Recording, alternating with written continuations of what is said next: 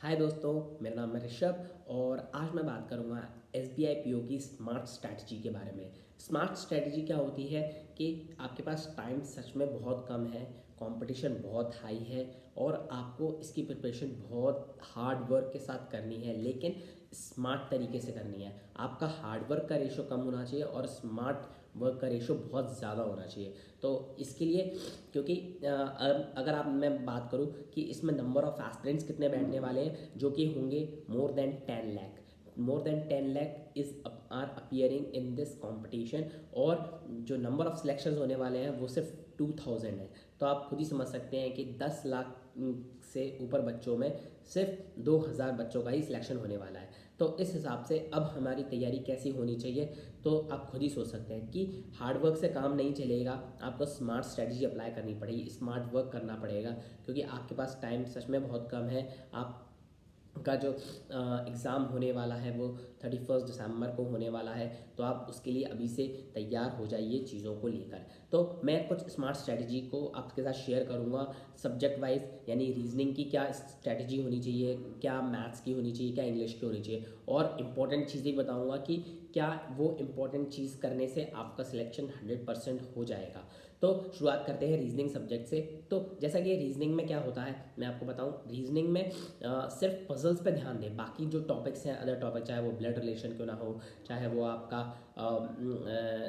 आपका number systems क्यों ना हो, चाहे वो आपके मिसिंग द मतलब जो अदर टॉपिक्स हैं ना उनको छोड़ दें। आप सिर्फ किस पे ध्यान दें, पजल्स पे ध्यान दें, सिटिंग अरेंजमेंट पे ध्यान दें, सर्कुलर अरेंजमेंट पे ध्यान दें, क्योंकि इनसे इनसे ही सबसे ज़्यादा क्वेश्चंस आते हैं। पजल्स सबसे ज़्यादा पूछी जाती हैं क्योंकि वो एक तरीके से क्या होता है, वो स्ट्रेस पैदा करता है, टाइम बहुत जल्दी जल्दी जाता है और क्वेश्चंस भी आपको ज़्यादा से ज़्यादा बनाने होते हैं।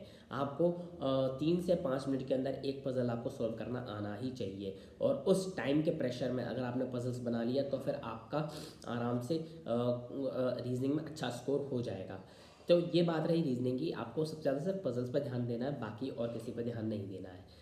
ठीक है, अब बात करते हैं नेक्स्ट टॉपिक के ऊपर, जो नेक्स्ट सब्जेक्ट के ऊपर, जो कि है इंग्लिश। इंग्लिश में क्या करना है आपको। इंग्लिश के लिए सिंपल सी बात है, आपको सिर्फ कॉम्प्रीहेंशन पे ध्यान देना है, आपको अपनी अंडरस्टैंडिंग लेवल बढ़ानी है। आपको ग्रामर पे बिल्कुल ध्यान नहीं देना है, क्योंकि आपके पास टाइम नहीं है ग्रामर को करने का, क्योंकि आपको स्मार्ट स्ट्रैटेजी से हिसाब से चलना है। तो आप ज़्यादा से ज़्यादा इंग्लिश को अंडरस्टैंड करने की कोशिश करें, इंग्लिश को समझें कि इंग्लिश क्या कह रही है। वो आपको एक हिंदी लैंग्वेज जैसे आप समझ लेते हो ना एकदम से, कि हिंदी लैंग्वेज में मतलब कैसे आप उस तरीके से अपने आप को हिंदी को समझ लेते हो, ठीक उसी प्रकार से आपको इंग्लिश लैंग्वेज को भी समझना होगा, आपको अपनी अंडरस्टैंडिंग लेवल बढ़ानी होगी।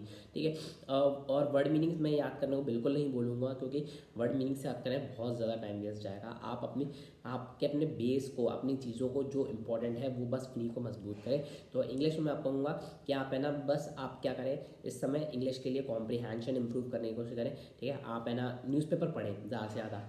न्यूज़पेपर के लिए द हिंदू या इंडियन एक्सप्रेस में से कोई भी एक न्यूज़पेपर ले सकते हैं, और उससे आप पढ़ने की अंडरस्टैंडिंग लेवल बढ़ाने की कोशिश करें।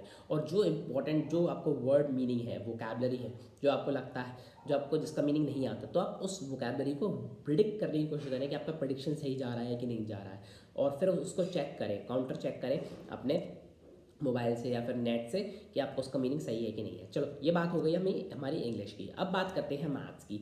मैथ्स में क्या होता है, मैथ्स में काफ़ी सारी चीज़ें इंपॉर्टेंट होती हैं, चैप्टर्स भी बहुत ज़्यादा होते हैं। तो आपको क्या करना है मैथ्स के लिए, कि आपको डाटा इंटरप्रिटेशन पे अच्छा खासा ध्यान देना है। तो डाटा इंटरप्रिटेशन से काफ़ी ज़्यादा क्वेश्चन पूछे जाते हैं। अब जैसे कि क्योंकि जो SBI PO का है वो एक्चुअली क्या होता है, वो कैट के इक्विवेलेंट होता है लगभग, तो वो इसीलिए वो मैथ्स ना पूछते हो ज़्यादातर, वो डाटा इंटरप्रिटेशन के क्वेश्चन ज़्यादा लेते हैं। तो आप डेटा इंटरप्रिटेशन पे ध्यान दे सकते हैं। और बाकी जो क्वेश्चंस रहते हैं वो जनरली हर एक चैप्टर से एक एक क्वेश्चन आता है, जैसे कि प्रॉफिट एंड लॉस से एक क्वेश्चन ले लेंगे, एवरेज से एक क्वेश्चन ले लेंगे, ठीक है, या किसी और टॉपिक से, इससे दो से ज़्यादा नहीं लेते वो।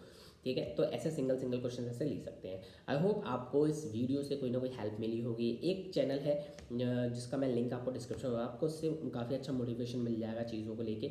बैंकिंग एस्पिरेंट है वो भी, तो आपको जो भी क्वेरीज हो आप वहाँ पे भी पूछ सकते हैं, और मुझसे भी आपको कोई भी क्वेरीज हो, कोई भी आपको कोई भी तरीका हो। आई होप आपको स्मार्ट स्ट्रैटेजी से आपको चीज़ें समझ में आई होगी। आपकी तैयारी के लिए all the best and good luck.